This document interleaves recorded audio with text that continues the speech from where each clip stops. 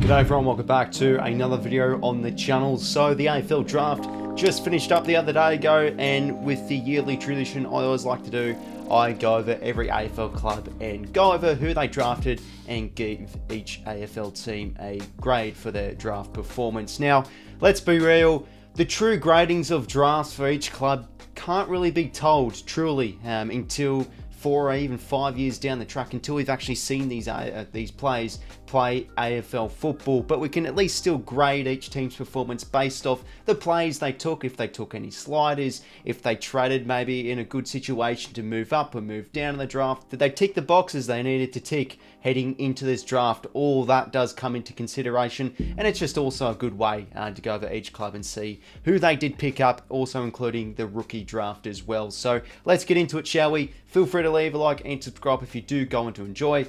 Let's get started. So we start things off with Adelaide Crows. Safely has to be said, one of the probably best performing teams in the draft. The big news, of course, they trade up to pick up Dan Curtin. Absolutely loved it, and they didn't really have to pay too much to do this trade. Only really swapping the 2 picks around with the Giants, 2 first-round selections, and only really giving up a future second. So pretty much if they finish top 8, around a pick in the 30s for next year's draft, they've given up to take a bit of a slider of Dan Curtin. He probably was rated around this spot, but could have gone to North, but Adelaide had the sights on him, had the sights of him sliding, and decided to trade up to pick him up, which I just love. Really adding into that young, solid defensive core they now have. 𝐼𝐚𝐭𝐞 they picked up last year, so you think like a player like Curtin, who's ultra competitive, who's versatile, with the big frame, ready to play. Probably he can slot in maybe as a third tall alongside Butts and Murray. I'm pretty sure Murray's going to be injured.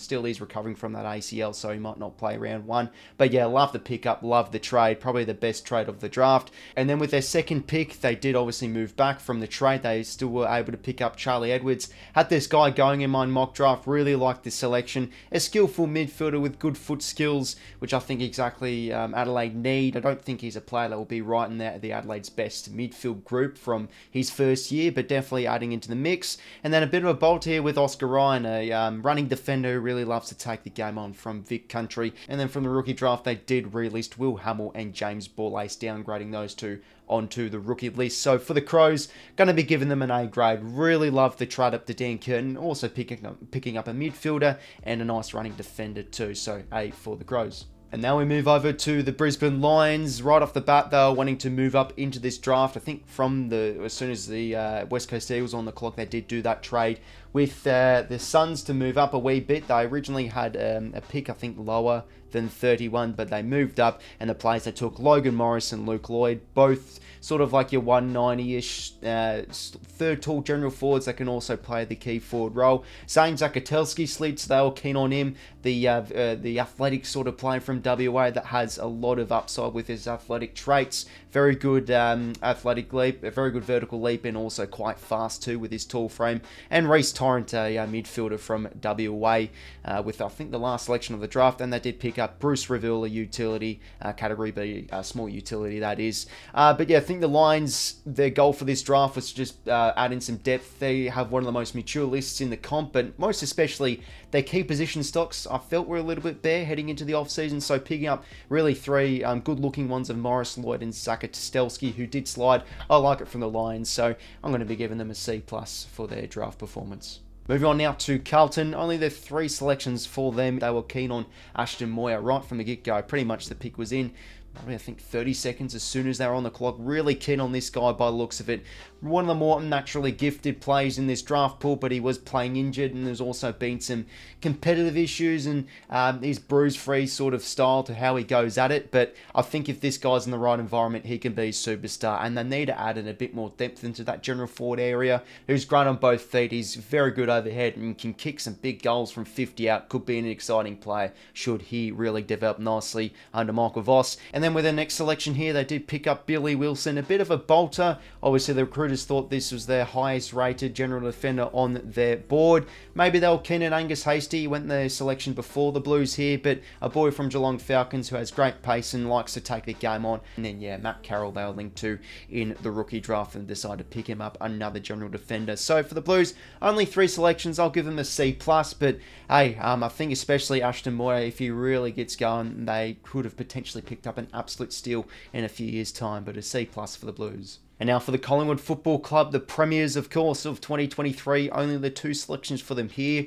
The list is heading in the right direction, so they wanted to be pretty strict with their selections here. I think their list managers were saying they wanted to choose players that would really fit their style. And 𝐼𝐻𝐿𝐷 𝐸𝐻𝐿𝐷, the midfielder with pick 25, and 𝐼𝐻𝐿𝐷 had him going to the Pies in my mock draft at pick 37. Those are the 2 selections they had. But 𝐸𝐻𝐿𝐷, versatile player. I think he could maybe start half back for the Pies with his versatility. He's been able to play that rebounding role in his junior career, and also really competitive and explosive player that does really suit their style should he develop nicely. And then yeah, 𝐻𝐻𝐿𝐷 at pick 37. I like this pick up here because he's athletic, he's very good in the air, he can take some great intercept marks, and he can rebound really well by foot, which is exactly how the Pies like their intercepting type of defenders. You know, you see Jeremy Howe getting on, Murphy's a little bit injury prone. They could add into a bit of the stocks there. They're also rumoured in Ollie Murphy, so 𝐻𝐻𝐿𝐷, they highly rated, so they picked him up. So I'm going to be giving the Pies a B grade here. These are 2 quality players that I really like the look of, which are heading to a really good quality football club at the moment. So yeah, B grade for the Pies. And now moving on to Essendon, one of the best performing teams in this draft. Yes, I know, the media circle jerk happens again with everyone calling Dodora an absolute genius, but it was a good trade, it had to be said. Only really, of course, moving up 1 spot. They did give up, I think, pick 31 to move up that 1 spot. We all thought 𝐼𝐻𝐿𝐷 was heading to Geelong, but all the Essendon fans were up and about when they did hear this guy's name, 𝐼𝐻𝐿𝐷, heading to the Dons. Been crying out for more key position depth, and with a player like 𝐻𝐻𝐿𝐷, athletic, could take time to really hit his straps, but very good in the air, very pacey on the lead too, can kick some nice goals as well. You know, Peter Wright, Kyle Langford, and now 𝐼𝐻𝐿𝐷. It's an exciting acquisition to the Essendon Football Club, and the rest of their selections really like them here. 𝐿𝐴𝐿𝐷, he was 1 pick off from being eligible to be matched by the Bulldogs, because it has to be outside pick 40 or pick 40 or outside for them to have access to match a bid, with him being the NGA talent from the Doggies. But yeah, they decided to snap him up, adding to the general defender area of their list, which I felt could really do some improvement, and they were able to do that again with picking up the slider of 𝐼𝐻𝐿𝐷. So 2 good looking general defenders added to the list. And in the rookie, he was rumoured to go late in the draft, Vigo Vicentini, brother of the other Vicentini from Port Adelaide. Forgot his first name, I think it's Dante. But yeah, I had them taking Taylor Go to my mock draft. So for them to tick the box of picking up a ruckman, some nice quality general defenders that slid a little bit, and training up to get 𝐼𝐻𝐿𝐷, an exciting key forward, I've got to get the Dons an A grade. One of the best performing teams in this draft. A very exciting crop they've picked up. So now moving on to the Fremantle Dockers. They only had, I think, the pick 37 and a few later picks coming into this draft, but as expected, they did trade up a little bit to get higher up the board, and with their first selection, they did take Cooper Simpson, a player I was really big on to be a cheeky bolter. Heading into this draft, had him going to Carlton, but Freo were very keen on him. An explosive midfielder forward that can go out of the stoppage really nicely. And yeah, look at a few of the inside players they have. Brayshaw, Sarong, they're good inside, and they're good as a 2-way rating sort of plays, but Cooper Simpson could add that point of difference into Fremantle's midfield. And then Ollie Murphy, a slider in this draft, they decided to snap him up. A few fans were unhappy because they wanted to take a small forward, but I think still, if in the bigger picture, you have Griffin Logue that did leave the club, and then they only really have Luke Ryan, who sort of plays that third tall role. Brendan Cox is that interceptor. Pieces getting on. They could always add in the key defensive stocks. They did take Hugh Davies around this mark last year. So Murphy, highly rated. They were keen on him, so a bit of a slider, like it for Fremantle. But then they were able to pick up that general forward that they were really craving. Surprisingly, not Cohen Sanchez. They did decide to opt for the Jack Deline type from South Australia. Smart footy IQ, uses it nicely inside 50, and a very good player overhead as well. So I like that pickup for Fremantle. Did slide a bit too, and taking the local talent of Odin Jones in the rookie draft, adding to the ruck stock. So I like it from Fremantle. Didn't really have much selections, but from the selections I was able to pick up some nice names in there. So I'm going to be giving the Dockers a B grade for their draft. Now moving on to the Geelong 𝐼𝐻𝐿𝐷. At the start of the trade period, they didn't really have much draft capital, but they ended up being one of the most active teams across all the drafts, picking up 7 different plays. The first one they did take of Connor O'Sullivan, the key defender from the Allies, one of the best key backs in this draft pool, so I really like the selection here for Geelong. The defensively, they weren't too great last year, and you're seeing a few of those defensive plays getting on the wrong age of 30 now. So O'Sullivan, young, promising, athletic, can really rebound rebound sort of defender. Like it there for the Cats. And then adding into the ruck stocks, they did go with Mitch Edwards at pick 32. Slid a little bit. He could have gone earlier, potentially in the second round, but maybe pairing him up with Toby Conway, that could be your next ruck partnership for the next 10 years. Who knows? But yeah, possesses really good ruck craft and looking like one of the best pure ruckmen in this draft pool, so I like the pickup. Then they decided to take Shaun Mannagh at pick 36 from the VFL. He had a great year in the VFL for Werribee. He kicked, I think, 6 goals in that grand final, so he was doing everything right to really show recruiters why he was deserving to be on an AFL list. And I think for the Cats, this is a player that could come in right from week 1 or round 1 and really make an impact in their forward half. So watch out for this guy. This guy could really do something at 26 years of age. And George Stevens really did slide in this draft, going all the way down to pick 58, and the Cats decided to snap him up. A big-bodied inside midfielder that adds into that young, good-looking midfield crop they do have, with a lot of young names in there now. Ted Closey looks like he's put on a bit of size. Max Holmes, of course, as well, and Jai Clark last year. Big body play of George Stevens. And then, yeah, a few late selections here the Cats decided to go with Oliver Wiltshire, a local boy, I think mature age from the Geelong Falcons, and Lawson Humphreys, a general defender from WA, right from the remote parts of Western Australia too. And deciding to take former Hawk Emerson Jeka to bolster their key forward stocks with, ended up not taking Cuddy, and they were keen on, of course, Ollie Lord early in the trade period. But yeah, Jeka could really pose as a decent option as they decided to take him in the rookie draft. So I'm going to be giving Geelong a B here. They had some nice names they have picked up, and they always recruit well, the Cats. So it's safe to say a few of these players could turn into some absolute gems. So the Cats a B grade. Moving on next to the Gold Coast Suns. They were always going to be one of the most hyped up teams in this draft because they were inevitably going to be taking 4 of their academy players: Jed Walter, Ethan Reid, Jake Rogers and Will Graham. Walter, I think this is a player that can come in round 1 straight away and really make an impact. He's a big body player, aggressive in the air. He could maybe kick a few goals in his first year, who knows. And Ethan Reid, a ruck prospect, but can play really on either end of the ground with his great frame. He's very clean by foot and possesses great ball skills, and just an athletically gifted player. Jake Rogers as well could start forward, but a really clean player in and under, so just adds to that exciting young group they do have over there at Gold Coast. Can really move in the midfield maybe in the next few years or so. And Will Graham, an athletic player that is really good off the rebound and can also do stints in the midfield. Under the radar prospect in my opinion.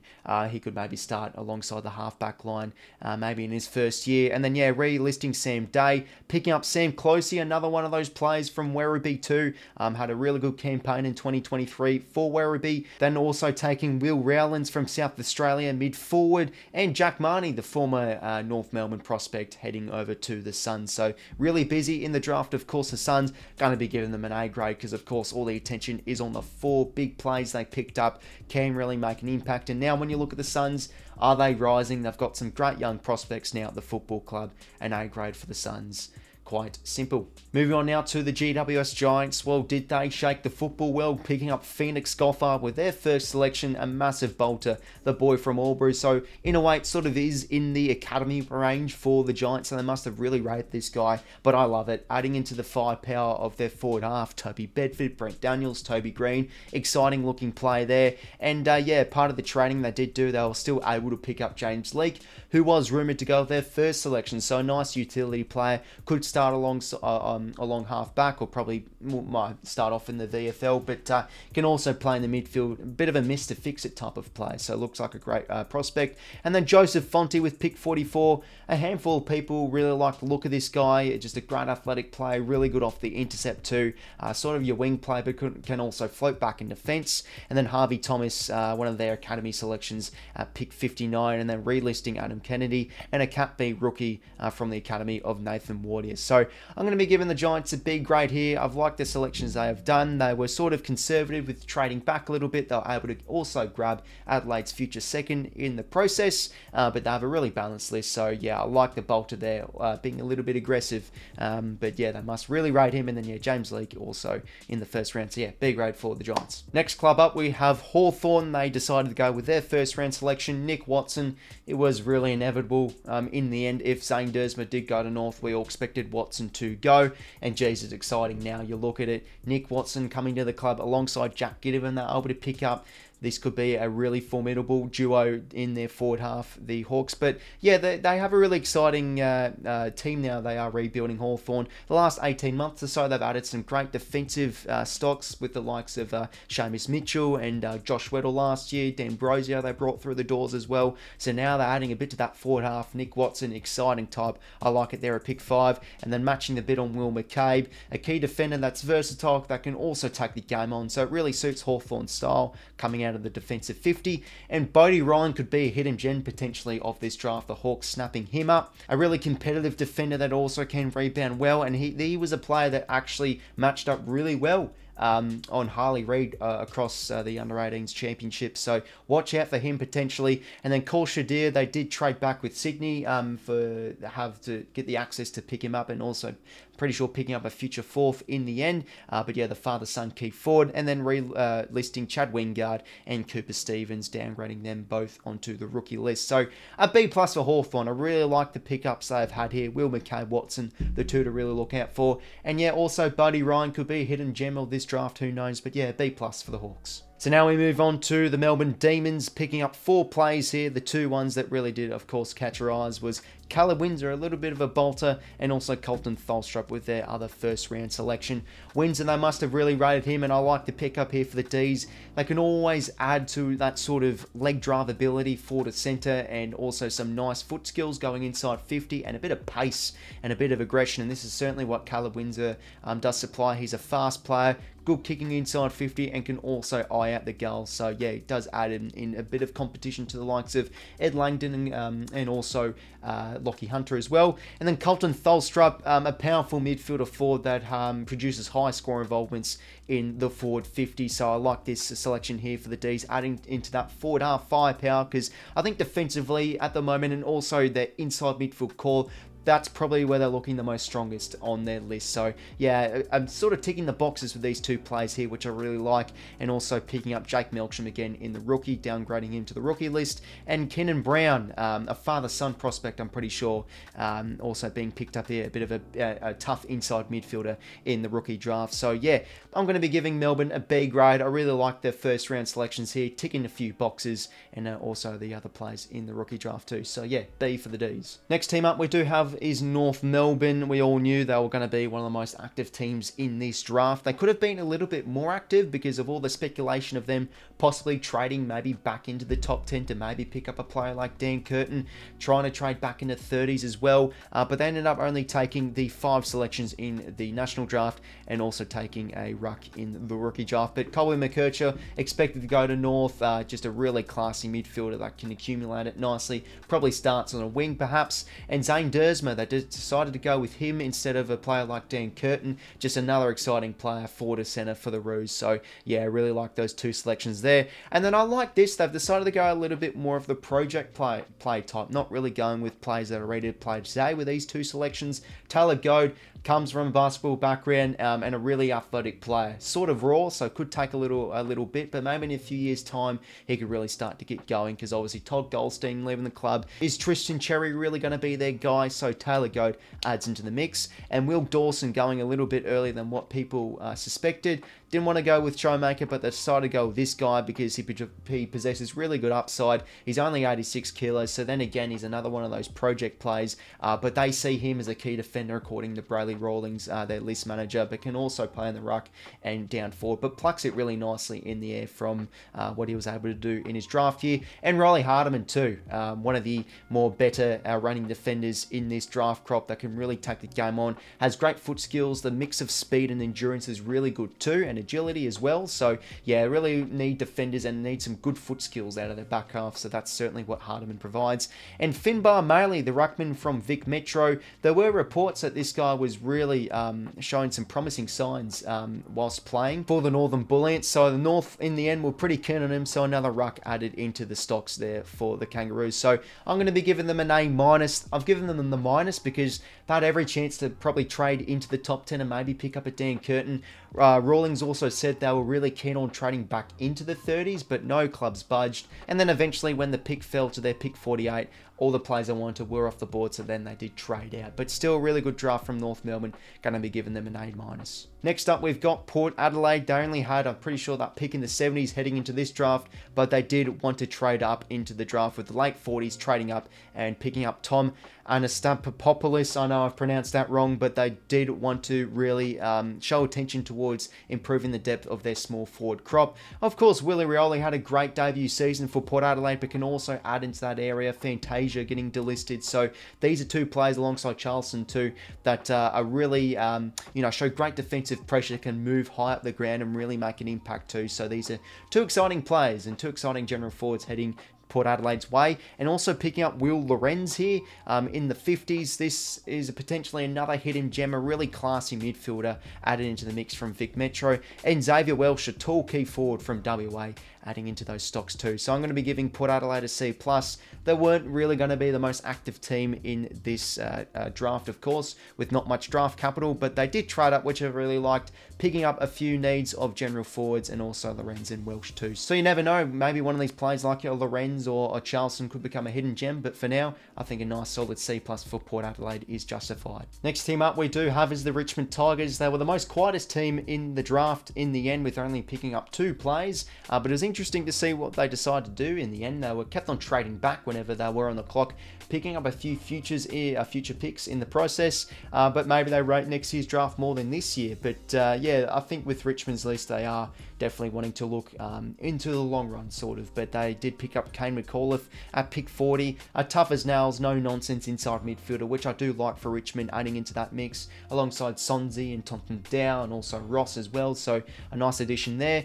And they ended up picking up the highest rated key forward on their board. I think Luke Lloyd and also Logan Morris were gone by their point. So Liam Fawcett it was, and he wasn't ranked from many pundits. So a bit of a bolter here, another South Australian key forward, and that's all it was for the Tigers in the draft in the end. So I'm going to be giving them a C-. I think a player like 𝐼𝐿𝐴 𝐿𝐴, who a lot of people did like, a potential bolt in this draft, could turn out to be a really good player. But yeah, they're looking in the long run at the moment, the Tigers, with the rebuild they're wanting to adding in just more and more young players. So yeah, C- for the Tigers. Now moving on to the Saints. Their draft sort of reminds me of last year. They were able to pick up a few bargain buys with their selections. Obviously Shaun Dux and also 𝐼𝐿𝐴 𝐿𝐴 were a few of those players as well. Even Darcy Wilson, in a way, he was probably expected to go a little bit earlier, was a little bit of a slider, but yeah, their first selection picking up Darcy Wilson, I really like. A bit of an outside player, but a skillful player. Has really good aerobic ability too. He did very well in the 2K time trial, but yeah, his mix of speed and endurance is a really good one, and I think that adds nicely into the Saints midfield mix. And a player that I did have going with the Saints second selection in my mock draft, 𝐼𝐿𝐴 𝐿𝐴, a player that's very impactful in the forward 50, and there's been comparisons of this guy to a 𝗦𝐿𝐴𝐿𝐴, so he could be one of the hidden gems of the draft in a few years time. But yeah, adding a bit of competition into their forward 50 crop I like from the Saints. And then yeah, they did do a bit of trading around the middle part of the draft. They did take Angus Hastie, with him being the highest rated general defender on their board. I think he's around 190 centimeters, so he has a really good size on him, but can also rebound nicely. And yeah, just a really smart footballer coming out of the defensive 50.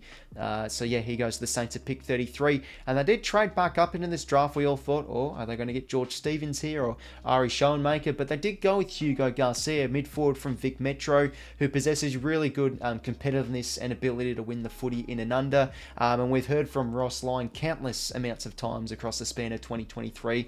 They're really wanting to improve their inside game and really pick up the plays that are able to do so. So Garcia ticks the boxes there for the Saints. And yeah, 𝐼𝐻𝐿𝐴 𝐿𝐴, the biggest slider of this draft. He was projected to go inside the top 25. And then whilst he was sliding, everyone was saying maybe it's because of the disciplinary issues, or maybe because he didn't get interviewed well enough.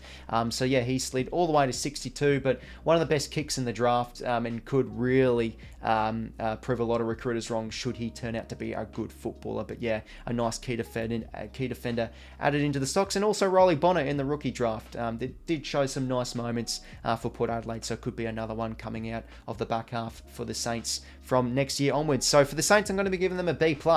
Really like their selections across every pick, really, and were also able to take some, well, really almost with most of their selections, were able to take a few sliders, especially Shaun Dux. So B+ for the Saints. Next team up here is the Sydney Swans, and just like last last year, they decided to bid away once again in the first round, bidding twice just like last year on Jake Rogers and also Jordan Croft. And then eventually they did select Will Green with their first selection, which is pretty interesting because they never really take key position plays nor ruckman at all, really, especially in the early stages of a draft. We all know ruckman in the first round can be risky.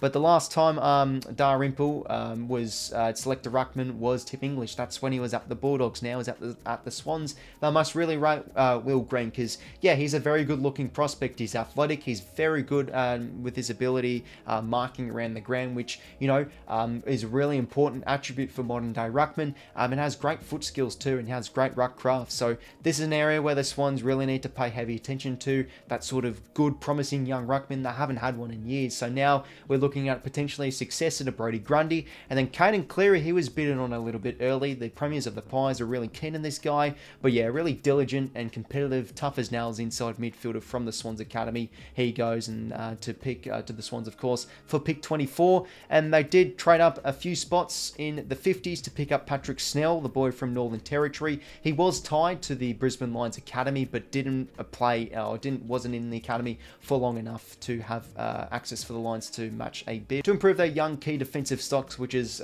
ticking off a need definitely, and also picking up Sam Reid again, who was on the list, downgrading him to the rookie draft, and also picking up Category B rookie Indy Kirk, the son of Brett Kirk, who is another tough as nails inside midfielder. So some exciting selections there for the Swans, going to be giving them a C+. Obviously with their list at the moment, they're not really in a position with picking up players that are ready to play today, hence why they picked up Will Green, so a few project plays there, but yeah, C+ I feel for the Swans is fair enough. Next team up we've got is the West Coast Eagles. We all knew they were easily going to be taking Harley Reid with their first selection every day of the week, and they did so with pick 1. I really like this for the Eagles. You know, this is a player that possesses swagger, that possesses confidence. This is exactly what West Coast need. Could he be the next Prince of Perth? I think, you know, with a successful club like Eagles and such a big culture club like West Coast, this guy will get treated really well over there. And then with their next selection at pick 30, they decided to take Archer Reid. In the end, via an interview, their list manager did say here they were really happy this guy's still available, him sliding to the second night, so they picked him up with the first pick on night 2. Yeah, key forward. I like this for the Eagles because they can always add to that depth area. Obviously, Oscar Allen now entering into his prime can add with a few more targets there, so they really rated Archer Reid. And then the local boy of Clay Hall, a nice looking inside midfielder. And then pick 49, they also went with another midfielder of Harvey Johnston, a midfielder forward that can show some class. And then in the rookie draft, they did pick up Locke Rawlinson, a general forward they obviously rated the highest with their first selection of the rookie draft, and local talent from the academy, Category B rookie Colin Livingston, adding into the ruck stocks for the Eagles. So I'm going to be giving the Eagles a B+ for their draft performance. Look, there were reports and there were opportunities of them potentially trading up back into the first round or even the top 10 to maybe pick up a player like Dan Curtin, but ended up not doing so. So it was still a great draft, but could have maybe been in that A category if they were able to trade up and also pick up Curtin. But yeah, like the crop they've picked up here, West Coast, just adding in some much needed young talent, obviously headlining with Harley Reid, so B+ for the Eagles. And now the final club is the Western Bulldogs, a very busy club here in the national draft with a few late selections here, 3 to be exact, with Joel Freer, Lockie Smith and Aidan O'Driscoll. But their top selections of the draft, Riley Sanders. Look, if Nick Watson was still available, they probably could have gone with him instead. But the midfield group, I think, can now start to pay attention a little bit more into the long run, because you have Jack McRae and Bailey Smith out of form. You have Bont now, and you have especially Liberatore starting to get onto the wrong age of 30. So adding in a bit of elite young midfielder like Riley Sanders, who is very good in and under, who's clean in the coalface, which is, you know, just the prototype Bulldogs midfielder. I like it there for the Doggies. And then pick 15, obviously matching the Swans bid on Jordan Croft. Another exciting looking player, adding into the many good looking key position plays they have over there at the Doggies. And then, yeah, they decided to go a bit outside here, especially with Joel Freer and Aidan O'Driscoll, especially with Freer, just shows some classy ability on the outside from Vic Country with pick 45. Did go with a ruckman here with pick 47, because I don't really think they have much of a ruck option now with, of course, Sweet going out the club to Port Adelaide via trade. And then also, yeah, Aidan O'Driscoll, who was definitely touted to go to Fremantle potentially, but in the end was snapped up by the Bulldogs. Bulldogs, a speedy looking winger, and then relisting 𝐼𝐴𝐿𝐼𝐴𝐿 and 𝘼𝐿𝐴𝐿 in the rookie draft. So I'm going to be giving the Bulldogs a B grade here, like the pickups in the first round, and they decide to add into the outside game, which I think can really improve in the list of Joel Frieda and also Aidan O'Driscoll, and a backup ruck optional, developmental ruck option of Lachie Smith, who has shown some really good powerful ability in the ruck in his draft year. So yeah, B grade for the Bulldogs to finish it off. So over on there is every AFL club's draft performance graded from the 2023 AFL draft. As I said at the start of the video, these grades, you can't really put a definitive answer on it because we've got to see how these players do go at AFL level, but you can still give them somewhat of a grade, given if they ticked any boxes, if they picked up some good quality plays, if they traded well, all that whatnot. But yeah, a good video to go over, fellas. But yeah, also just a nice video just to recap on every AFL team and their pickups from the draft, and yeah, just talk about it, whether I like them or not. But yeah, hopefully you did enjoy, everyone. Make sure to leave a like and subscribe if you did go on to enjoy, and also comment down below and let me know what you did think of my grades. Would you change a few? Love to hear your fellas' opinions down below in the comments. But apart from that, everyone, that is the end of today's video, and I will talk to you later. See you later, fellas.